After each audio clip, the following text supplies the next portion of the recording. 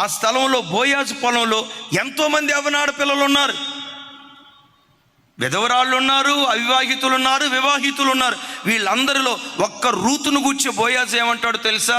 నీ వైపు కన్నెత్తి చూడకూడదని యవనస్తులకు నేను ఆజ్ఞాపించాను.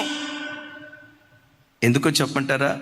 రూతు భక్తి కలిగింది. నిన్న ఒక తమ్ముడు ఇక్కడ నిలబడి సాక్ష్యం చెప్తా ఆ తమ్ముడు భలే అందగాడు, భలే చక్కగా ఉంటాడు, కోటేస్తే అచ్చం ట్రంప్ కొడుకులాగా ఉంటాడు, అంత గొప్ప అందగాడు.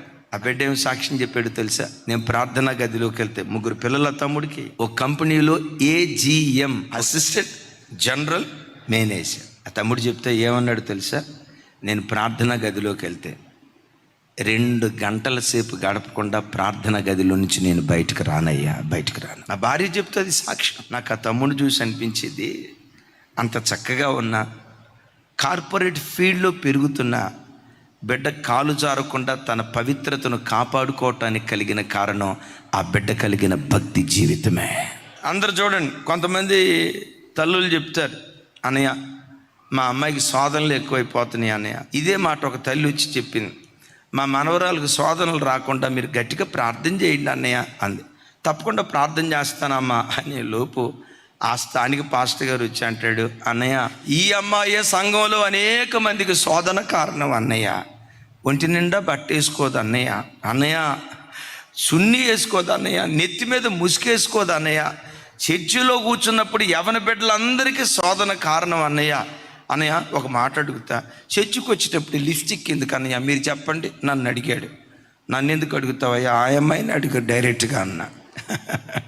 అన్న నా వైపు చూసి, అన్న మీరన్నా అడగండి అన్నాడు. నేను గెస్ట్నయ్యా, గెస్ట్ లాగే ఉంటా, నేను రాజశేఖర్ అయ్యగారిని కాదయ్యా. అయ్యగారు అయితే ఉతికి ఆరేసి ఎండబెట్టి చెప్పని ఇస్త్రీ చేసి ఆ తర్వాత వస్తా. గమనించండి, కొంతమంది ఆడబిడ్డలకే ఆ అబ్బాయి నా వైపు చూస్తున్నాడు అన్న, నా వైపు చూస్తున్నాడు. నేనంట నీ వైపు చూశాడన్న సంగతి నీకేడ తెలిసింది? నువ్వు భక్తి కలిగిన దానివైతే నీ వైపు చూడకూడదని ప్రకృతికి దేవుడు ఆజ్ఞాపిస్తాడు. నీవు ఆరాధించే దేవుడు బోయాజు కంటే బలవంతుడు. బోయాజు అనే పేరుకున్న అర్థం బలవంతుడు అని.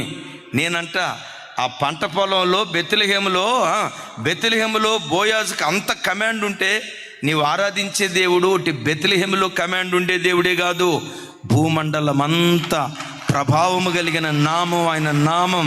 భక్తి కలిగిన వారిని దేవుడే కాపాడుకుంటాడు. హల్లెలూయా.